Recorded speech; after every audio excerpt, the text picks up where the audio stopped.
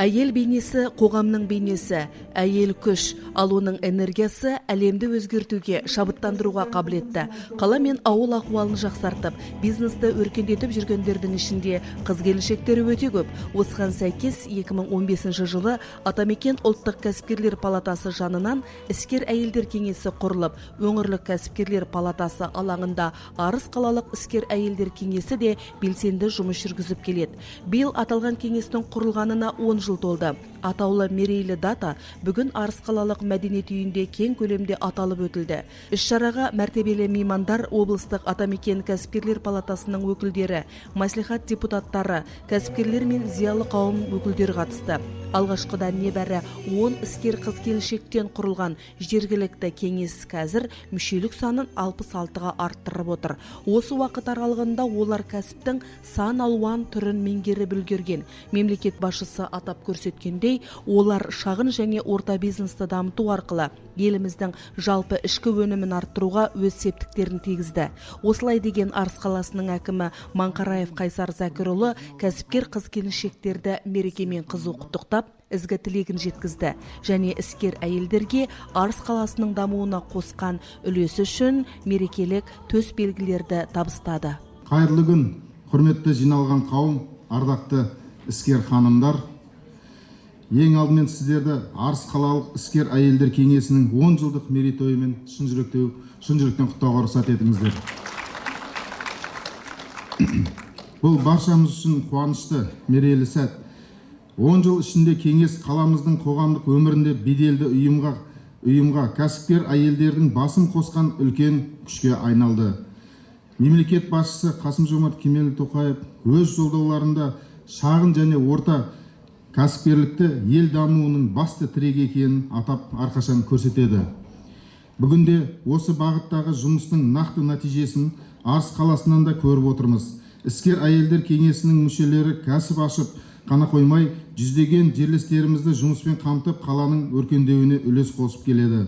Жалпы қазіргі таңда қала бойынша қазір 5949 шағын және орта кәсіпкерлік нысаны жұмыс істейтін болса, оның ішінде іскер әйелдерінде үлесі зор. Өйткені әрбір ашылған кәсіп, әрбір табысты бастама тек отбасылардың әл-ауқатын арттырып қана қоймай, бүкіл қаланың дамуына серпін береді. Өздеріңіз жаңа ғана тамашалаған көрме соның айқын дәлелі. Онда Арыстың әйелдерінің қолынан шыққан сан алуан өнімдер қойылды. Бұл сіздердің еңбектеріңіздің жемісі, табандылық пен ізденістің нақты нәтижесі. Қадірлі іскер ханымдар, қала жұртшылығы сіздердің еңбектеріңізді әрқашан жоғары бағалайды. Ал біз өз тарапымыздан кәсіпкерлікті дамытуға, жаңа бастамаларды қолдауға барынша жағдай жасай беретін боламыз. Бүгінде іскер әйелдер отбасының ұйытқысы ғана емес, еліміздің дамуына да сүбелі үлес қосып, қоғамдық, саяси, әлеуметтік, экономикалық және рухани, мәдени салада табысты еңбек етіп келе жатыр. Ілмекті ине, түйнекті түйме ете білген іскер әйелдер қазір мемлекет тарапынан ерекше қолдауға ие. Мереке қарсаңында олардың бірқатары мәртебелі марапаттарға ие болды. Атап айтқанда қала әкімінің, қалалық мәслихат және Түркістан облысы кәсіпкерлік палатасының алғыс хаттары мен марапатталды. Жалпы іскер ханымдармен бірлесіп көптеген жобаларды жүзеге асырған болатынбыз. Бұл жобалар бір ауыл бір өнім жобасы. Кезінде осы өңірлерде осы жобаны насихаттап, халық арасында түсіндірме жұмыстарын ұйымдастырған осы біздің ханымдар. Ол үшін біз үлкен алғысымызды айтамыз. Сонымен қатар қаншама менторлық жұмыстар өтті, оқытулар өтті. Соның арқасында көптеген енді бастап жатқан қыз-келіншектеріміз барлығы өз кәсібін дөңгелетіп, ары жалғастырып жатыр. Енді жалпы сіздерге өз атымнан әрдайым денсаулықтарыңыз мықты болсын, бақытты болыңыздар, жолдарыңыз әрдайым ашық болсын, әйел бақытын тілеймін ең алдымен. Бүгінгі мерейтойларыңыз тағы да құтты да берекелі болсын. Кеңес алғашқы құрылған сәтінен ақ тігіншілік, аспаздық және шаштараз ісіне қабілеті бар қыз келіншектер үшін практикалық оқытулармен қатар әйелдердің құқықтық сауаттылығын арттыру, тұрмысы төмен отбасылар мен көмекке мұқтаж азаматтарға демеушілік танытып, мейірімділіктің жолын жалғап жүр. Ал іскер әйелдер кеңесін 2015 жылы сол кездегі өңірлік палатаның директоры Маханбет Шалқарұлының ұсынысымен төраға болып Рахимжанова Муслима Фазылқызы сайланды. Бүгінгі таңға дейін кеңестің жұмысын үйлестіріп келеді. Құрметті ағалар, құрметті ақжаулықты аналар, қыз келіншектер, бүгін керемет бір іс-шараның куәсі болып отырмыз. Іскер әйелдердің атамекен кәсіпкерлерінің жанынан құралғанға 10 жыл мерейлі той болып отыр. Бүгін енді өзім осы атамекен кәсіпкерлерінің палатасының құрылғанына 12 жыл болды биыл. Соның 10 жылын ішінде мына іскер әйелдер кеңесінің мүшесі атамекеннің жанынан құралған. Сол 13 жылы мен атамекеннің директоры болып қызмет жасағаннан бастап, сол 15 жылы Мүслима апайды шақырып, Мүслима апай, осы сіздің қолыңыздан іс келеді, сіздің қолыңыздан тірлік келеді, іскер әйелдердің басын біріктіре аласыз деп қолқа салып, сол кісінің келісімін алып, сол кісінің төрайым қылып сайладық. Міне содан бері көз ашып жұмғанша 10 жыл өтіпті. Жап-жас қыздай болып келген Мүслима апайымыз қазіргі таңға әжептәуір жасқа келіп, Құда қаласа 10 жылдық көлемінде үлкен тірліктер атқарды. 10 іскер әйел болып, қазір 60-тан аса іскер әйелдердің басын қосты. Жалпы 300-ден аса іскер әйелдері бар. Оның бәрін қоса берсе көптеген тірлік істеп жатыр. Ең басы 19 жылы Арыс қаласында үлкен зілзала болғанда мойымай, бұрмай осы іскер әйелдер де осы Арыс қаласына атсалысты. Мынау кешегі өткен су апатында да, Мақтаарал ауданында да үлкен үлесін қосты іскер әйелдер. Жалпы біздің атамекен кәсіпкерлер палатасының жанынан құрған атамекен кәсіпкерлер кеңесінің басын басқарып отырған Әсет бауырымыз бар. Іскер әйелдер бірлесе отырып, осы Арыс қаласында істелген үлкен жұмыстар, келелі жұмыстар көп істелініп жатыр. Мен айтар едім, қандай қиындықтар болса да, жаңа мынарада мағлұмат беріп өтті. Қанша қиындық болса да, қанша болса да, осы кәсіпкерлердің басын біріктіріп, қиналып отырған отбасыларға, соларға әрдайым мына кәсіпкерлер өзінің арнайы чаты бар, соған шығып үлкен іс-шара бітіріп жатқан тірліктері бар. Бүгін 10 жыл көлемінде үлкен іс-шара өтті.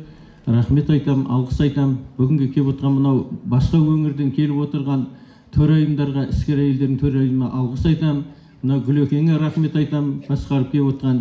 Және атамекен кәсіпкерлерінің басын директорының орнына келіп отырған Ербол бауырымызға рахмет.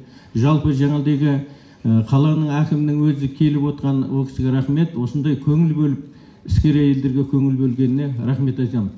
Сол кешегі таңға дейін мысалға 250 мың грант, 250 мыңнан басталған грант қазіргі таңға 1.580.000 болып отыр.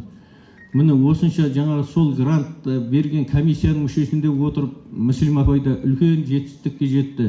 Талай қыздардың көзін ашты. Соларға грант бөліп, қазіргі таңға солар үлкен өздерінің істерін бастап отыр. Жалпы іскер әйелдерінің ісіне береке тілеймін, тірлік тілеймін. Құда қаласа істеріңіз алға баса берсін. Арыстық іскер әйелдер 10 жылдың аясында Астана, Ташкент, Турция, Әзербайжан елдерінде халықаралық форумдарға барып қатысып, іс-тәжірибе алмасып қайтты. Түрлі мемлекеттік іс-шараларға қатысу, іскерлік кездесулер ұйымдастыру, түрлі дәрежедегі марапаттарға ұсыну, мерекелік мәдени іс-шараларды өткізу мәселесі де үздіксіз жүзеге асты. Сондай-ақ үздік іскер ханымдарға Қазақстанның демалыс аймақтарына, Дубай, Мысыр, Өзбекстан елдеріне саяхаттық сапарлар берілді. Мереке күні мұның барлығы да айтылып, тындырымды тірліктер тілге тиек етілді.